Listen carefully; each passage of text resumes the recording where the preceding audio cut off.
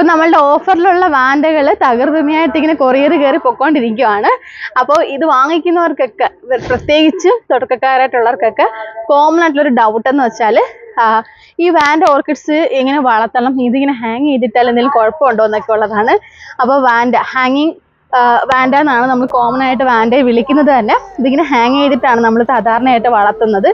നിങ്ങൾ പ്രത്യേകിച്ച് ഒന്നും ചെയ്യണ്ട. നിങ്ങൾക്കിപ്പോൾ പ്ലാന്റ്സ് കിട്ടുമ്പോൾ ഇതേ ഒരു കണ്ടീഷൻ ആയിരിക്കും. ചിലതിന് ഇത്രയും ലെങ്തി റൂട്ട് കാണും, ചില റൂട്ട്സ് നമ്മൾ കുറച്ചിങ്ങനെ പ്രൂൺ ചെയ്ത് നിർത്തും. അത് അതിൻ്റെ ഓരോ വെറൈറ്റിക്ക് ചിലത് കുറച്ച് റൂട്ട്സ് പ്രൂൺ ചെയ്ത് കൊടുക്കുമ്പോൾ കുറച്ചുകൂടി കട്ടിക്ക് റൂട്ട് ഇറങ്ങി വരാൻ വേണ്ടി ചിലതിന് റൂട്ട്സ് ഇച്ചിരി ഷോർട്ടായിരിക്കും. അപ്പോൾ സാധാരണയായിട്ട് ഇതേ രീതിയിലാണ് വാൻഡ നമ്മൾ വളർത്തേണ്ടത്.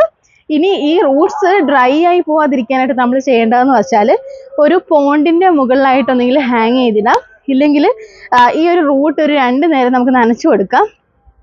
അതും അല്ലെങ്കിൽ നിങ്ങൾക്ക് എല്ലാവർക്കും വീട്ടിൽ പോണ്ടൊന്നും ഉണ്ടാവണമെന്നില്ല.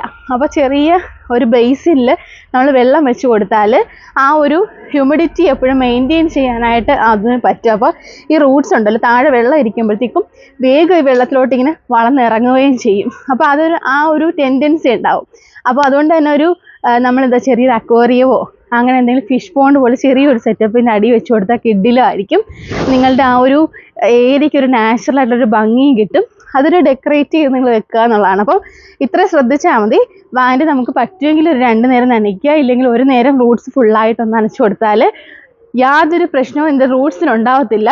അപ്പോൾ ഡൗട്ട് ക്ലിയർ ആയെന്ന് വിചാരിക്കുന്നു. സാധാരണയായിട്ട് ചോദിക്കുന്നതാണ് ഇങ്ങനെ ബാസ്ക്കറ്റ് ഹാങ് ചെയ്തിട്ടാൽ മതിയോ എന്നുള്ളത്.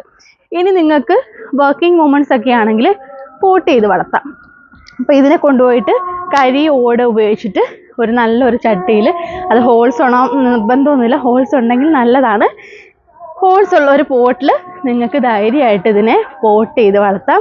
അപ്പോൾ 2 രീതിയിൽ നമ്മുടെ വാൻഡ പ്ലാന്റ്സിനെ വളർത്താനായിട്ട് പറ്റും. കോമൺ ആയിട്ട് ഇങ്ങനെ കിടക്കുന്നത് അതിൻ്റെ ഒരു വെറൈറ്റി ലുക്കാണ്.